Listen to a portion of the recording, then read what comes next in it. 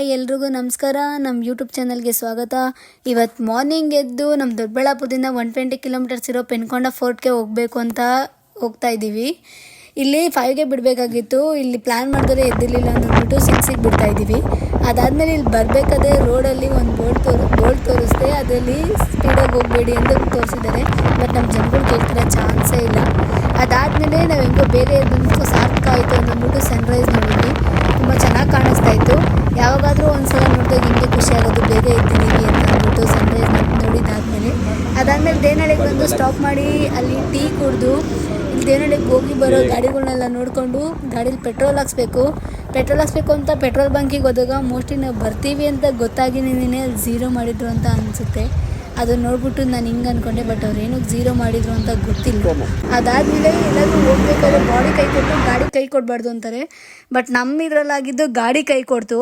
ಇವರು ನಮ್ಮ ಏನಾದರೂ ಸಕ್ಕರೆ ಡಬ್ಬ ಉಪ್ಪಿನ ಡಬ್ಬ ತೆಗೆದ್ರೆ ಕ್ಯಾಪೇ ಕರೆಕ್ಟಾಗಿ ಹಾಕೋಲ್ಲ. ಇನ್ನೇನೆ ನೈಟು ಆಯಿಲ್ ಹಾಕ್ಬಿಟ್ಟು ಅದನ್ನು ಕ್ಯಾಪ್ ಬರುತ್ತೆ ಅದನ್ನೇ ಕರೆಕ್ಟಾಗಿ ಹಾಕಿರಲಿಲ್ಲ. ಹೋಗ್ಬೇಕಾದ್ರೆ ಸ್ಪೀಡಿಗೆ ಅದು ಕ್ಯಾಪ್ ಓಪನ್ ಆಗಿಬಿಟ್ಟಿತ್ತು. ಅದಾದಮೇಲೆ ಏನಿದು ಗುರು ಕರ್ಮ ಅಂತ ಅಂದ್ಕೊಂಡು ಹೋಗ್ಬೇಕಾದ್ರೆ ಹಿಂಗೆ ಆಗಬೇಕಾ ಎಲ್ಲಿಗಾದರೂ ಅಂತ ಅಂದ್ಕೊಂಡು ಅಲ್ಲಿ ಒಂದು ಸ್ಟಾಪ್ ಕೊಟ್ಟು ಅಲ್ಲಿ ಏನು ಕಾರ್ಗಳು ಬಂದಿದ್ದು ಸೂಪರ್ ಕಾರ್ಸ್ ಬಂದಿದ್ವು. ಅದು ನೋಡೋಣ ಅಂತ ನಿಲ್ಸಿದಾಗ ನೋಡ್ಕೊಂಡಿದ್ದಿಲ್ಲ ಅಂದರೆ ಅದು ನೋಡ್ಕೊತಿರ್ಲಿಲ್ಲ.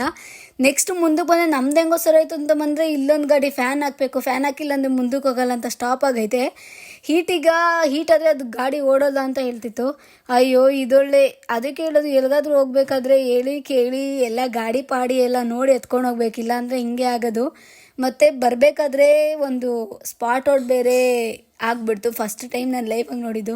ಅದಾದಮೇಲೆ ಹೇಳ್ತಿದ್ದೆ ಹೋಗೋದು ಬೇಡ ಬಂದ್ಬಿಡ್ರಿ ಹೋಗೋಣ ಮನೆ ಕಡೆ ಅಂತ. ಬಟ್ ಇಲ್ಲ ಇಷ್ಟು ದೂರ ಆಲ್ರೆಡಿ ಬಂದ್ಬಿಟ್ಟಿದ್ವಿ ತುಂಬ ಮುಂದೆ, ಇನ್ನು ಒಂದು 30 ಕಿಲೋಮೀಟರ್ಸ್ ಏನೋ ಇತ್ತು ಅಷ್ಟೇ. ಅದಾದಮೇಲೆ 30 ಕಿಲೋಮೀಟರ್ಸ್ ಇನ್ನೇನು ಹೋಗೋಣ ಅಂತ ಅಂದ್ಬಿಟ್ಟು ಅಲ್ಲೇ ಟಿಫನ್ ಮಾಡಿಕೊಂಡು ಫೈನಲಿ ರೀಚ್ ಆದ್ವಿ ಪೆನ್ಕೊಂಡ ಫೋರ್ಟ್ಗೆ. ಬಟ್ ಎಲ್ಲಿದೆ ಅಂತ ಗೊತ್ತಿರಲಿಲ್ಲ. ಇನ್ಸ್ಟಾ ವೀಡಿಯೋ ನೋಡ್ಬಿಟ್ಟು ನಾವು ಬಂದಿದ್ದು ತುಂಬ ಚೆನ್ನಾಗೈತೆ, ಹೋಗ್ಬೇಕು ಅಂತ ತುಂಬ ದಿನದಿಂದ ಅಂದ್ಕೊತಾ ಇದ್ವಿ. ಆಮೇಲೆ ಹೋಗೋಣ ಅಂತಂದ್ಬಿಟ್ಟು ಇವತ್ತು ಪ್ಲ್ಯಾನ್ ಮಾಡಿಕೊಂಡು ಇಲ್ಲಿಗೆ ಹೋಗಬೇಕು ಅಂದ್ಬಿಟ್ಟು ಹೋದ್ವಿ. ಬೈಕ್ ರೈಡರ್ಸ್ಗಂತೂ ಇದು ಒಳ್ಳೆ ಪ್ಲೇಸ್ ಅಂತ ಹೇಳ್ಬೋದು.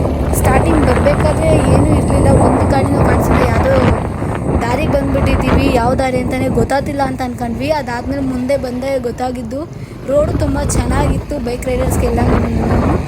ಮತ್ತು ರೈಡರ್ಸೂ ತುಂಬ ಜನ ಬಂದಿದ್ದರು. ಬೈಕು ಡಿಫ್ರೆಂಟ್ ಬೈಕ್ಗಳೆಲ್ಲ ಬಂದಿದ್ವು, ನಾವು ನೋಡೇ ಇರಲಿಲ್ಲ ಅಂತ ಬೈಕ್ಸು. ಆ ಸೌಂಡು ತುಂಬ ಚೆನ್ನಾಗಿತ್ತು ನೋಡೋದಕ್ಕಂತಲೇ ಹೇಳ್ಬೋದು. ನಿನಗೇನು ಮಾಡೋದು ಸುಮ್ಮನೆ ಇರೋದಕ್ಕೆ. ನೆಕ್ಸ್ಟ್ ಅದಾದಮೇಲೆ ನಮ್ಮೂರೊಂದು ವೀಡಿಯೋ ಮಾಡ್ತೀನಿ, ಏನೋ ಬೈಕ್ ರೈಡ್ ಬರ್ತೀನಿ ನಂದು ಒಂದು ವೀಡಿಯೋ ಮಾಡಿರಿ ಅಂತ ಹೇಳಿ ಸರಿ ಆಯಿತು ಅಂತಂದು. ಬಟ್ ಇವ್ರು ಬೈಕ್ ರೈಡ್ ಮಾಡಬೇಕಾದ್ರೆ ನನಗೊಂದು ಹೇಳಿದ್ರು, ವಾಯ್ಸ್ ಮಾತ್ರ ಬಂದಿದೆ ಚೆನ್ನಾಗಿರ್ತಾಯಿತ್ತು, 120 ಬರಬೇಕು ಅಂತ. ನಾನು ಅಂತಂದು ಸುಮ್ಮನಾದೆ. ಬಟ್ ಆಮೇಲೆ ಬೈಕ್ಸ್ ತುಂಬ ಜನ ಬಂದಿದ್ರು, ನೋಡ್ಬೋದು ಎಷ್ಟು ಬೈಕ್ಸ್ ಬಂದಿದ್ದಾವೆ ಅಂತಂದ್ಬಿಟ್ಟು ನಾವಂತೂ ಕುತ್ಕೊಂಡೇ ಬಿಟ್ರಿ ಅಲ್ಲಿ ನೋಡೋದಕ್ಕೆ. ಆ ಸೌಂಡು, ಆ ಬೈಕು ಒಳ್ಳೆ ಕ್ರೇಜ್ ಇತ್ತು. ಸಂಡೇ ಟೈಮ್ ಇಂಥ ಬೈಕ್ ರೈಡರ್ಸ್ ಏನಾದರೂ ಬಂದಾಗ ನೋಡೋಕೆ ಬರಬೇಕು, ತುಂಬ ಚೆನ್ನಾಗಿರ್ತೈತೆ. ಅದಾದಮೇಲೆ ನಂದು ಒಂದು ಇರಲಿ ಅಂತ ಅಂದ್ಬಿಟ್ಟು ಸುಮ್ಮನೆ ಕೂತಿದ್ದಿಲ್ಲ ಅಂತಂದ್ಬಿಟ್ಟು ಹಂಗೆ ಒಂದು ಸ್ನ್ಯಾಪ್ ಹಾಕ್ಕೊಂಡೆ. ಅದಾದಮೇಲೆ ನೆಕ್ಸ್ಟು ಮನೆ ಕಡೆ ಬರಬೇಕಾಗಿತ್ತು. ಬರಬೇಕಾದ್ರೆ ಅಲ್ಲಿ ಸುಮ್ಮನೆ ಖಾಲಿ ತೋರಿಸ್ತಾ ಅಲ್ಲಿ ನಾನು ಗಾಡಿ ಹೋಗೋದು ಬಿಂಬ ಕಾಣಿಸ್ತೈತೆ. ಅಲ್ಲಿ ವಾಪಸ್ ಬರಬೇಕಾದ್ರೆ ಪ್ಲ್ಯಾನ್ ಮಾಡಿದ್ವಿ ಲೇಪಾಕ್ಷಿಗೆ ಹೋಗೋದು, ಅಲ್ಲಿಗೆ ಹೋಗಬೇಕು ಅಂತ ಅಂದ್ಕೊತಾ ಇದ್ವಿ. ಅದಾದಮೇಲೆ ಅಲ್ಲಿಗೆ ಹೋಗೋಣ ಅಂತ ಸಡನ್ ಪ್ಲ್ಯಾನ್ ಮಾಡಿದ್ವಿ, ಮುಂಚೆನೇ ಪ್ಲ್ಯಾನ್ ಇರಲಿಲ್ಲ. ಅದಾದಮೇಲೆ ನೆಕ್ಸ್ಟು ಹೋಗಿದ್ದೆ ಲೇಪಾಕ್ಷಿಗೆ.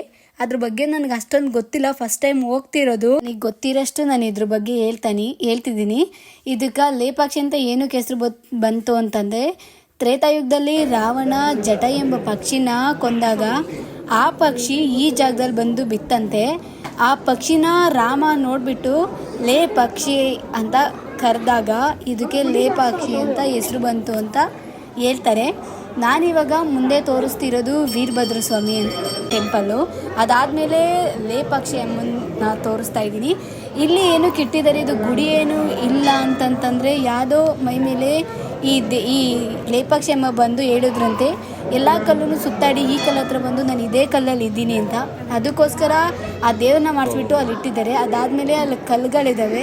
ಆ ಕಲ್ಲಲ್ಲಿ ಒಂದಕ್ಕೊಂದು ತುಂಬ ಡಿಫ್ರೆನ್ಸ್ ಇದೆ. ಹೇಳಬೇಕು ಅಂದರೆ ಒಂದಿದ್ದಂಗೆ ಇನ್ನೊಂದಿಲ್ಲ, ಏನಾದರೂ ಒಂದು ಚೇಂಜಸ್ ಇದೆ. ಅದಾದಮೇಲೆ ನೆಕ್ಸ್ಟ್ ಅಲ್ಲಿಂದ ಮನೆ ಕಡೆ ವಾಪಸ್ ಬಂದ್ವಿ, ಟೈಮ್ ಆಗಿತ್ತು ಅಂತಂದ್ಬಿಟ್ಟು.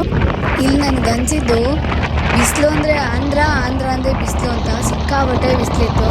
ಅದಾದಮೇಲೆ ಮನೆಗೆ ರಿಟರ್ನ್ ಬರಬೇಕಾದ್ರೆ ನನ್ನ ರೊಟೇಟ್ ಮಾಡ್ತಿದ್ದೆ. ಅದಕ್ಕೆ ಬೈತಾಯಿದ್ರು, ಫೋನು ಬಿದ್ದಿದ್ದೋದ್ರೆ ಹುಷಾರು ಅಂತ ಅಂದ್ಬಿಟ್ಟು ಹೇಳಿ ನನ್ನ ವೀಡಿಯೋನ ಮುಗಿಸ್ತಾ ಇದ್ದೀನಿ. ನಮ್ಮ ವೀಡಿಯೋ ನಿಮ್ಗೆ ಇಷ್ಟ ಆಗಿದ್ರೆ ಲೈಕ್ ಮಾಡಿ, ಶೇರ್ ಮಾಡಿ, ಕಮೆಂಟ್ ಮಾಡಿ, ಸಬ್ಸ್ಕ್ರೈಬ್ ಮಾಡಿ. ನಿಮ್ಮ ಟೈಮ್ ಕೊಟ್ಟು ನಮ್ಮ ವೀಡಿಯೋ ನೋಡೋದಕ್ಕೆ ತುಂಬ ತುಂಬ ಥ್ಯಾಂಕ್ಸ್.